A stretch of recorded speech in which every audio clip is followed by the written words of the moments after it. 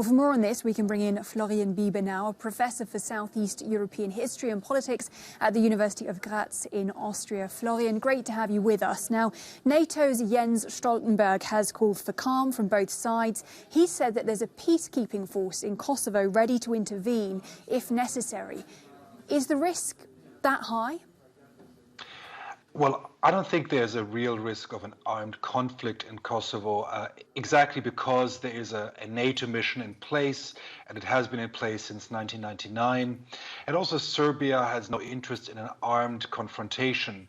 So in that sense, I think the NATO presence is essentially important, but it's not that there's a conflict looming around the corner. It is more that both sides like to sometimes play with fire and to bring up that threat of conflict rather than being interested in real conflict. So right now we've got a situation in which both Belgrade and Pristina are seeking EU membership. But of course, as you've just mentioned, Serbia still considers Kosovo as part of its territory. So what does that mean for both of them when it comes to the question of joining the bloc?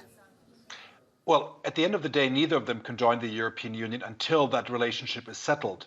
Kosovo is not recognized by 5 EU member states, and that, of course, blocks its perspective to join the EU. And Serbia cannot really join without recognizing Kosovo one way or another. And this was made clear recently by German Chancellor Olaf Scholz, and this is the view of quite a number of other EU member states. So neither of them can join, but it's also doubtful whether the current Serbian government actually wants to join the European Union. It likes to talk about it, but it's not quite clear whether it's really committed to joining the European Union. And can I ask about Russia's role in this? To what extent has Russia actually helped keep Kosovo out of international institutions?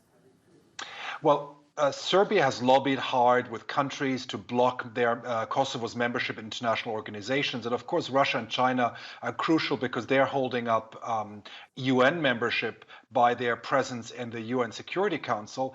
And Serbia has thus built its good relations with Russia exactly on that issue.